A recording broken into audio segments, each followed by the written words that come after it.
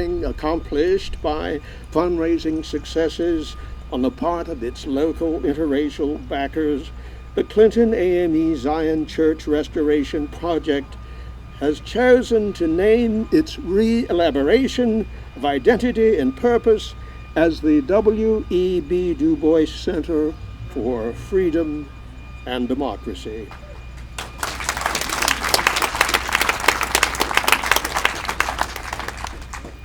I'm delighted to be part of the inauguration of the new Du Bois Freedom Center, located within the restored church. Not only will it preserve an important piece of African American history in rural New England, but it will also help bring integrity and coherence to the Du Bois Memorial landscape. And it will showcase Du Bois's abiding commitment to Black intellectual and artistic production. In this way, the center will support and shape Black thought, creative production, and social change indispensable to an evolving, diverse, and egalitarian America. We hope that that will be the case. Thank you so much.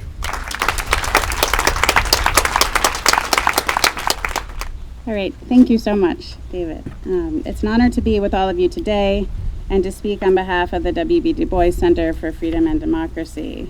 Thanks to everyone who has come from near and from far to be here for this occasion. Thank you to David.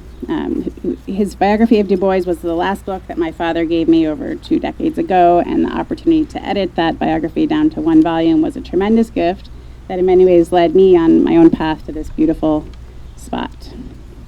Thank you to Eugenie Sills, Wray Gunn, Cora Portnoff, Frances Jones-Sneed, Dennis Powell, Will Singleton, Rachel Fletcher, Beth Carlson, Sabrina Allard, John Spear, Sandra Burton, and their tremendous growing board, as well as to Dolores Root, Edmund Morgan, Whitney Bella-Baptiste, Carrie Greenidge, Zoe Schoen, all those near and far who supported the idea of such a place over the last half-century when it was still a distant dream.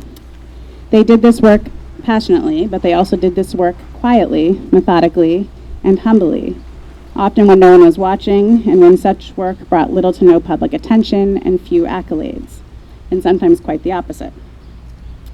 Over the last few years, I've been awed by this team's heartfelt effort to restore the now deconsecrated church and design a center that interprets the life and legacy of W.E.B. Du Bois and celebrates the Berkshire's rich African American heritage. Located at this historic A.M.E. Zion Church, for me, this work is about deepening public understanding of the Black families, Black communities, and indeed Black institutions like this one that shaped not only Du Bois's life, but Black life in the Berkshires more broadly. So in that sense, I'm not going to talk much about Du Bois today. What I want us to think about instead is the context, the history, and the community that he came from. To imagine for a moment those communities of African descent that began over 2 centuries before his birth, and to remember those communities that continued to grow and diversify long after Du Bois left home and boarded that train south to Fisk University. The Berkshires have long been home to people of African descent, beginning as early as the 1600s. During the Revolutionary War era, Black men such as Agrippa Hull fought back against the British, while women such as Elizabeth Freeman submitted freedom petitions that contributed to slavery's end across the state. During the 19th century, the Berkshires were home to abolitionist communities in Great Barrington, Stockbridge, Williamstown, where African Americans from Sojourner Truth and Francis E.W. Harper spoke about women's rights and radical anti-slavery. By the time Du Bois was born, Massachusetts had begun to enact some of the earliest, strongest civil rights laws in the nation. By the 1870s, African American veterans of the Civil War lived and worked in Great Barrington, Lee, and Lenox, creating close-knit Black communities with ties to others in Pittsfield, Springfield, upstate New York. They and their descendants created churches like this one, mutual aid societies, and other institutions independently of their white neighbors.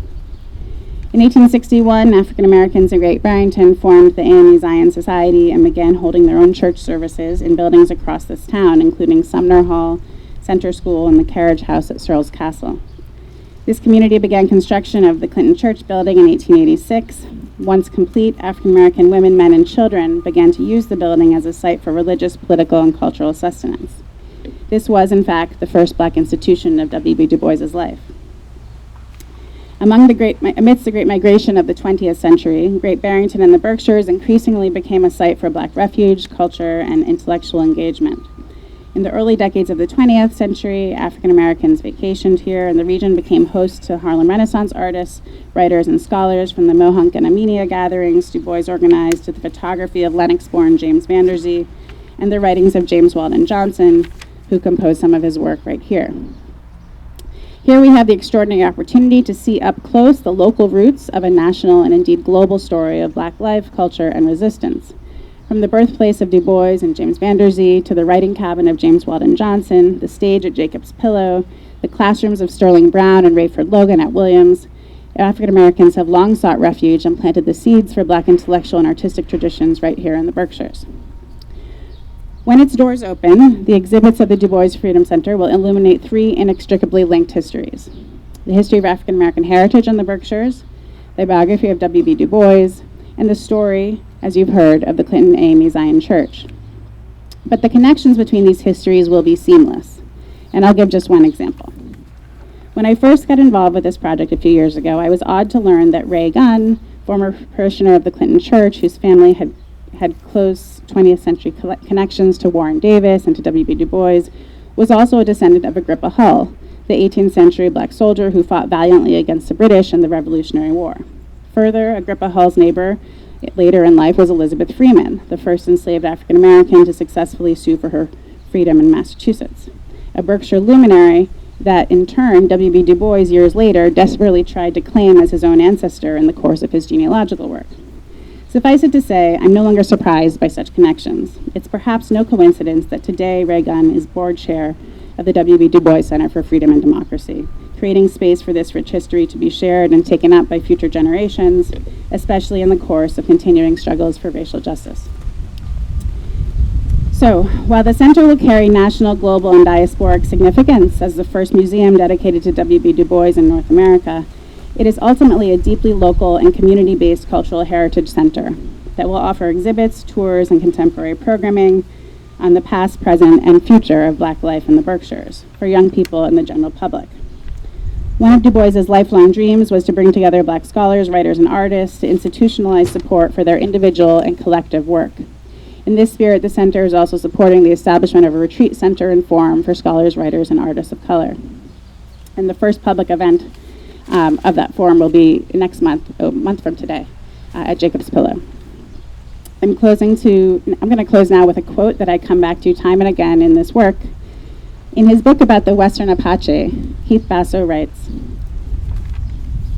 "Long before the advent of literacy, to say nothing of history as an academic discipline, places served humankind as durable symbols of distant events and indispensable aids for remembering and imagining them.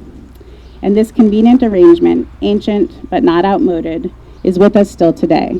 In modern landscapes everywhere, people persist in asking, what happened here? The answers they supply should not be taken lightly, for what people make of their places is closely connected to what they make of themselves as members of society and inhabitants of the earth. It is our heartfelt wish that this collective work to memorialize Du Bois and African American heritage in the Berkshires will make more complex, more diverse, and more complete the answer to the simple question, what happened here? And the closely related question, what might happen next for generations to come? Thank you.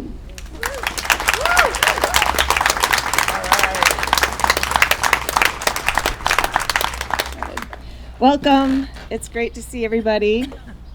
And it is wonderful to be here to honor and celebrate the new naming of this incredibly special place. I'm going to move further, closer to the mic. Can you hear me? Yeah. Excellent. There has been a long-standing myth, which luckily Kendra Field just debunked, but a long-standing myth that in South County there aren't many Black people here. If you believe in that myth, it means that you have overlooked the many Black families that have been here, are still here, and are raising families and kids for this next generation. I'm thinking right now of the Gunn family, the Durant family, the Wright family, the Conways, the Ellerbys, the O'Neills, the Mayfields, And if there's a family here that I am missing, please uplift their name.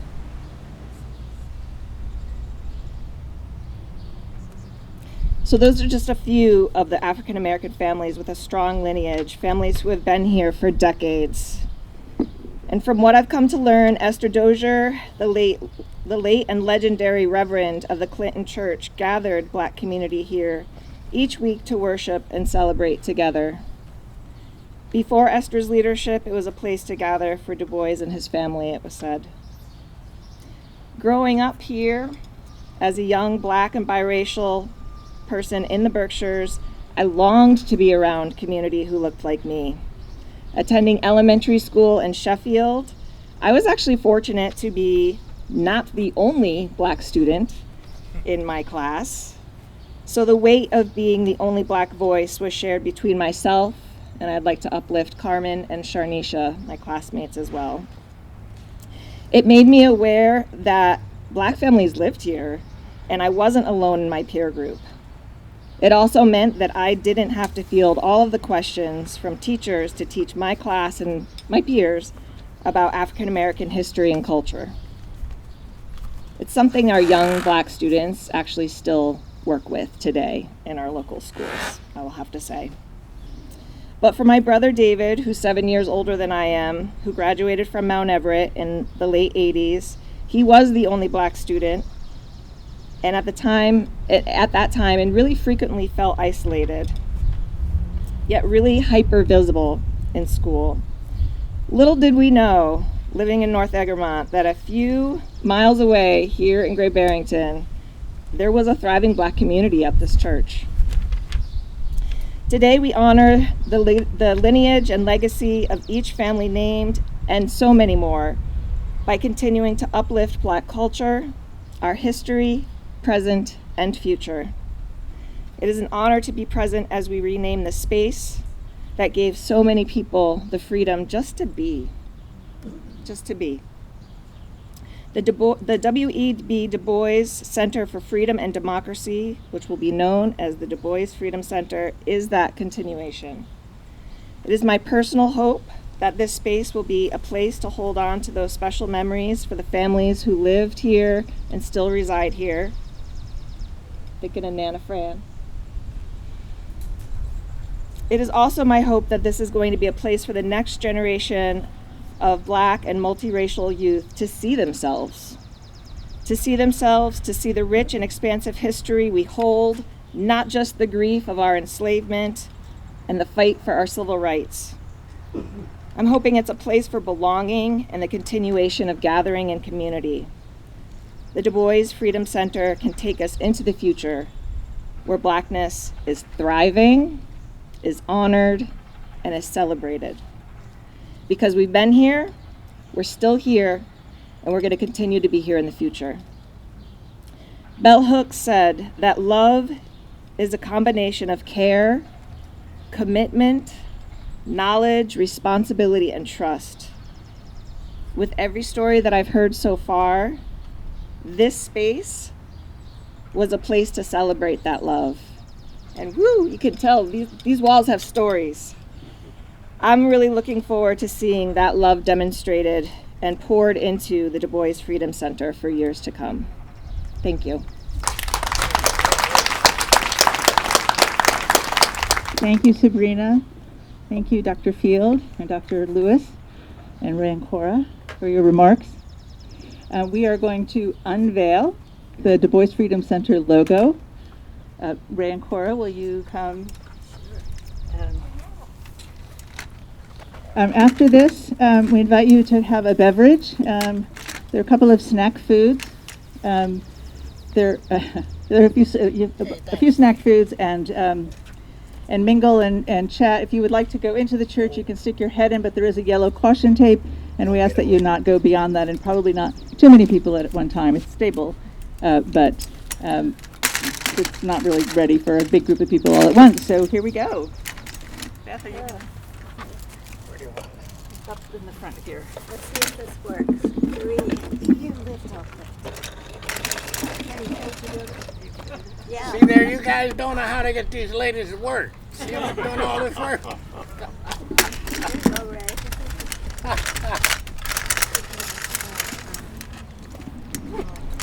Photographers, do you have your cameras at the ready? Oh, please. You think it'll work? I think it'll work. Okay. 3, 2, 1, now. Woo! It worked.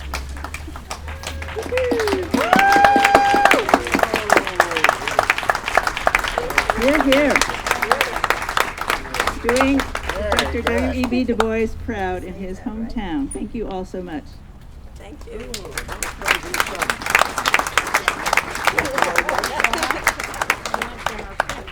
Thanks, Beth. That's great.